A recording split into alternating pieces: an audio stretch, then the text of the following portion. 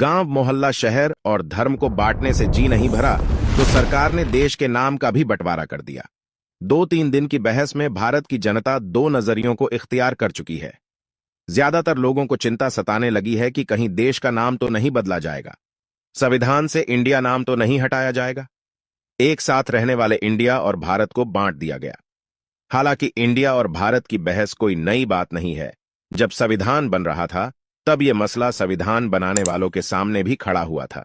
लगातार बहस चली कि हमारे देश का नाम भारत होना चाहिए या इंडिया। काफी बहस के बाद देश का नाम इंडिया व भारत दोनों रखा गया।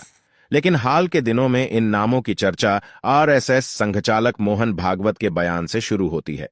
मोहन भागवत ने पिछले दिनों एक कार्यक्रम में लोगों से इंडिया नाम के बजाय भारत नाम को प्रचलन में लाने की अपील की।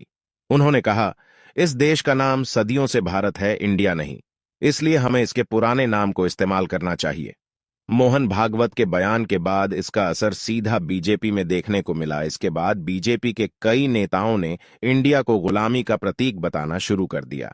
राष्ट्रपति कार्यालय की तरफ से भारत शब्द का इस्तेमाल शुरू कर दिया गया।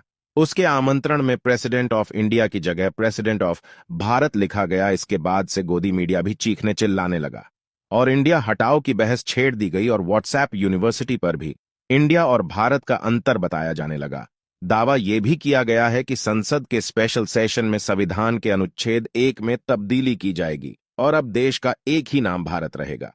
अब सवाल उठता है, क्या इंडिया और भारत नाम में कोई अंतर है? क्या वाकई इंडिया गुलामी का प्रतीक है? जैसा कि हमने पहले ही जिक्र किया था कि संविधान के समय भी इंडिया और भारत नाम का मसला खड़ा हो गया था। उस समय हर विष्णु कामक ने सुझाव दिया कि इंडिया यानी भारत को भारत या इंडिया में बदल दिया जाए। उसके बाद सेठ गोविंदास ने देश का नाम भारत रखने पर जोर दिया। हरगोविंद पंत ने कहा था, इसका नाम भारतवर्ष होना चाहिए, क्योंकि भारत के समर्थन में उत्तर भारत और हिंदी पट्टी के लोग थे। विदेशों में इंडिया नाम की समझ और देश की एकता को सूत्र में पिरोए रखने के लिए बीच का रास्ता निकाला गया और अनुच्छेद 1 में लिखा गया इंडिया दैट इज भारत। तो इस तरह दोनों नाम संविधान में शामिल किए गए। लेकिन बीजेपी और उनकी आईटी सेल के लोग इंडिया को गुलामी का प्रतीक बता रहे हैं और इसे अंग्रेजों से जोड़कर बता रहे हैं कि उन्होंने ये नाम दिया है। लेकिन ये बात पूरी तरह सच नहीं है।